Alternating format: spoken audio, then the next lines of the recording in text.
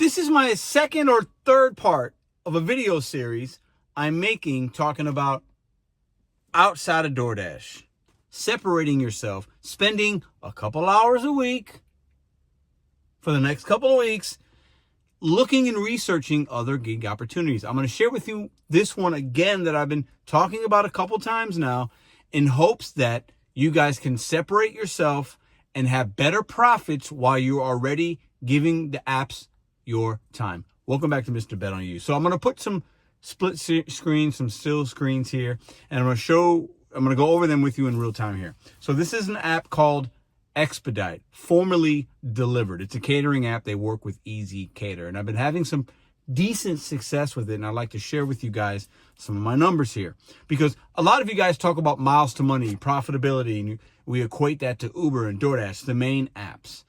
But when you separate yourself from those apps, you get to see, man, I could be at $7 a mile. This app is paying me $7 a mile on average. Okay. Sometimes it's going to be way more. Other times it'll be less. But on my average, with the 76 orders that I've done, $7 a mile. My average mileage per order is 6 miles per order on this app. So it's not a lot of miles. For some of you, maybe that's more than you like to drive. For some of you, maybe that's great, depending on your market. I get it. But when you can implement a new app and start looking at your miles to money ratio and your order size total can go up, I'm at 43 or $44 per order on average. And the average is going to be what it's going to be for you. Okay. For you, it might be 100 in your marketplace. You know, maybe that's not realistic for many. For maybe it's 25 or 30. But when you can have your average order in the $40 per average on order, and then only driving 6 miles and getting paid $7 a mile, I think that's profitable for a lot of us.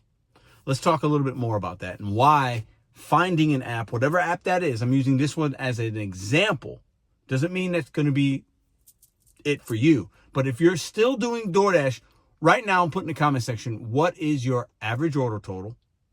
Meaning $6, $10, $20, whatever. How much are you driving per order?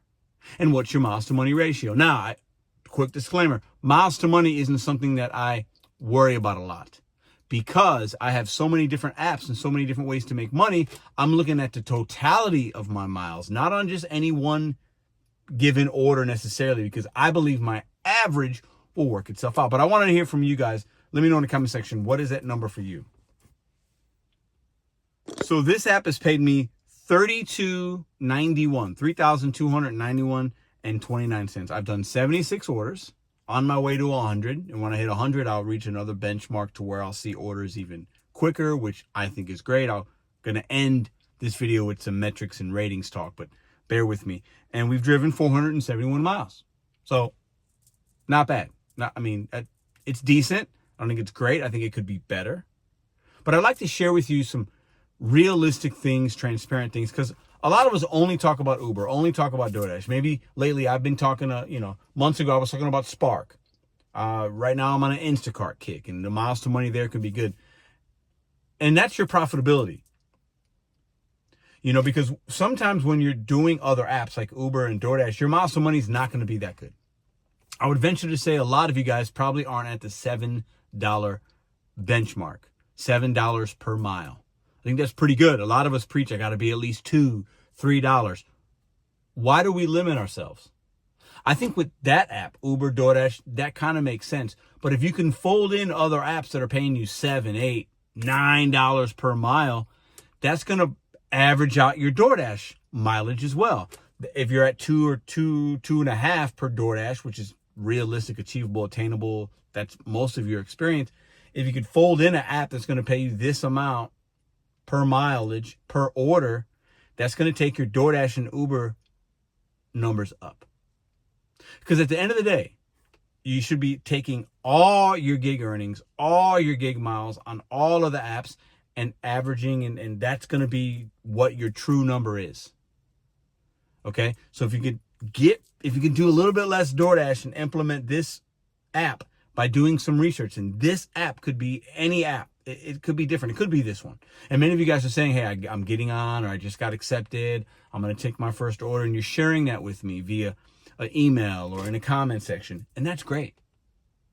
Just because you don't have success with one app doesn't mean you just stop the gig economy altogether. Maybe there's another opportunity for you. And I'll keep talking about that with you guys and showing you my experiences. But let's talk about something real quick. Because there is a growing sentiment of very few, actually, it's not growing. There's a handful of people that want to get rid of metrics or rankings or whatever. Well, what about this app? You know, with DoorDash, we don't like acceptance rate. I get it. We don't like this on Uber Eats. But then the other ones are going to have to also fall in line. And then how do we separate ourselves? Some apps like Instacart, Uber Eats, this app here, you could be like an exclusive driver for certain partners. Customers can rate you. They can give you a thumbs up. They can give you a 5-star. And these apps right now currently can pair you with those customers when you have the app on. I don't know if you guys are aware of that or not. Don't we want to keep that still? Don't you want to have that relationship? Don't you want to see that good tipping customer that likes you? And if they got an order, if they have a demand, don't you want the app to pair you with that person? I think that's a great thing. We would lose that if the rankings and ratings went away. I think we need to implement rankings and ratings and maybe get rid of some. Not all the apps have acceptance rate as highly touted as DoorDash and Uber necessarily, but it doesn't mean we just get rid of everything. I think that's a really, really, really bad thing, because I won't be able to have this type of success with this app if we get rid of it on one app. Then they're going to have to follow suit, or they get fined or whatever.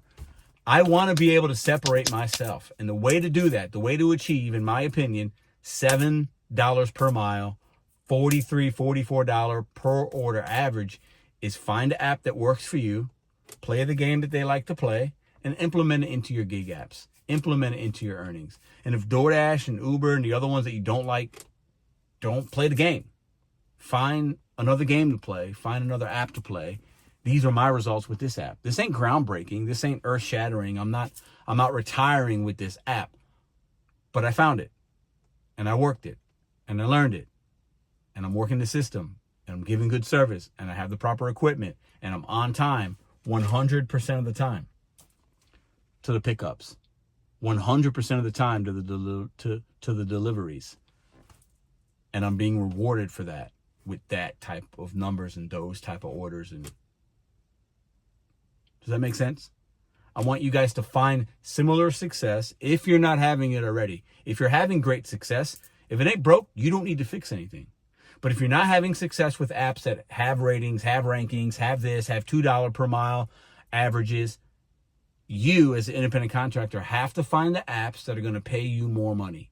I'm going to keep making these videos, keep showing you what I have in real time. This is my phone. This is my account. This is me. You guys can see that's me. See the guy right there? Boom. Stats. Same stats. Find the apps, do some research, put the apps down, turn them off, turn off the TV, turn off YouTube for a couple hours a week, and do some research as to what apps are going to pay me more per mileage, more per order average. And it doesn't mean these apps are going to feed you orders every day, but if you can do a couple a week and bring up your profitability just a little bit, and time after time after time, you're going to feel more money. When you turn your key in your car and you go out there and you're driving your mileage and appreciating your car and using your fuel, if you could add in something like this, you're going to bring your average up overall when you look at your week, when you look at your month, when you look at your year. I promise you. You don't have to worry about this or what the app is doing or legislation. Pay yourself by doing research. Pay yourself by not focusing so much on the apps that aren't paying you, and focus more of your time on the apps that will and that might and that can pay you more money. That's how you separate yourself.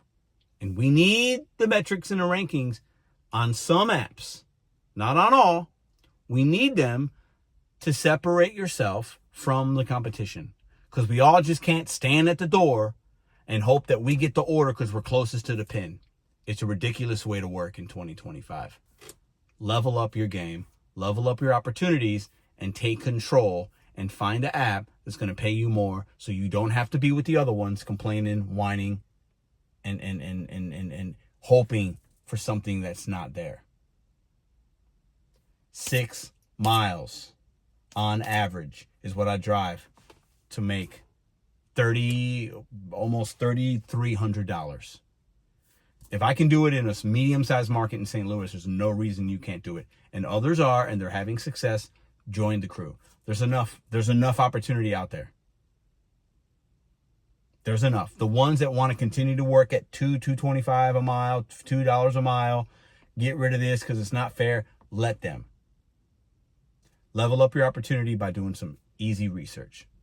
I meet a lot of people throughout the week that are having success and trying things out. That's where you want to be going into 2026. I promise you. Let the other ones do what they're going to do. Separate yourself and be a different type of delivery driver in 2026. But you have to start by doing the research right now to put yourself in a position to where you're not affected or impacted by what other people are doing or what the apps are doing. I promise you, lines are being drawn in the sand. What side do you want to be on? It's up to you.